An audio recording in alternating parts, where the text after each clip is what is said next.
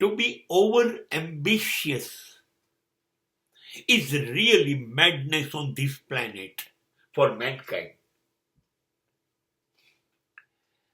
બહુ મહત્વાકાંક્ષી ન બનો ને સાહેબ. જે તમારી લાયકાત હતી, જેને તમે લાયક હતા, એ તમને આપી દીધું છે. અને એ આપ્યા કરવાનું વચન આપે છે કુદરત, અસ્તિત્વ, પ્રારબ્ધ, પરમાત્મા. એ ચોરી નહીં કરે, એ ભરોસો નહીં તોડે, એ વિશ્વાસઘાત નહીં કરે. એને નક્કી કર્યું છે તમને આપવાનું, એટલે એ આપશે જ. એનો સમય થાય ત્યારે એટલા જ પ્રમાણમાં. હવે આપણી તકલીફ ક્યાં છે? આપણે અસ્તિત્વને પૂછીએ, પ્રારબ્ધને પૂછીએ, પરમાત્માને પૂછીએ, તું કોણ યાર? મારે જોઈએ છે, તારે આપવું જ પડશે. અરે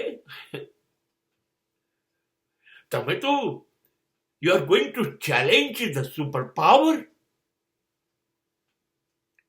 You are going to challenge the existence.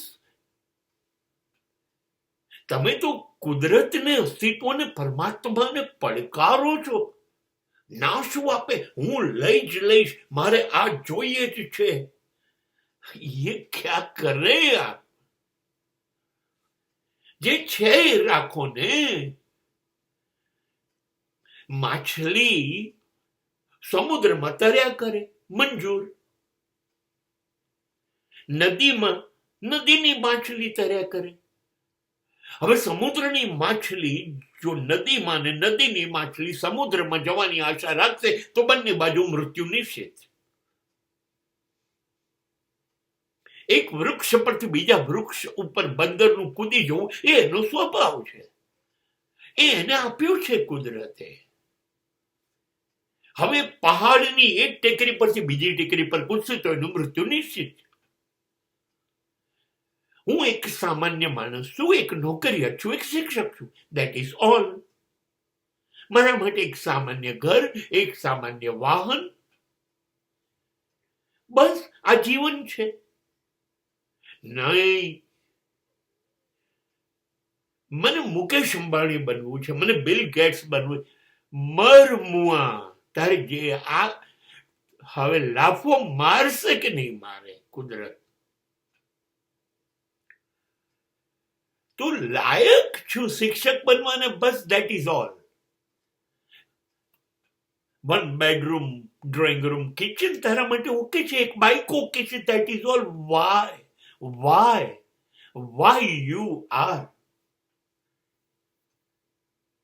Challenging the existence? મારે બિલ ગેટ બનવું. તું લાયક નથી.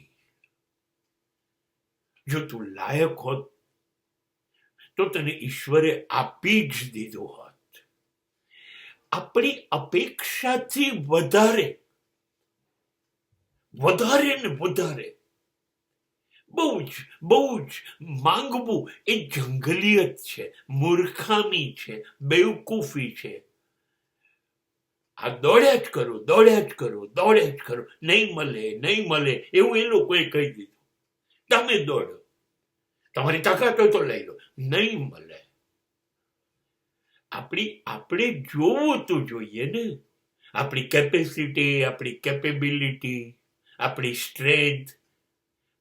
પછી આપણે વધારે અપેક્ષા રાખવી જોઈએ, નહીંતર નિરાશ થવાય.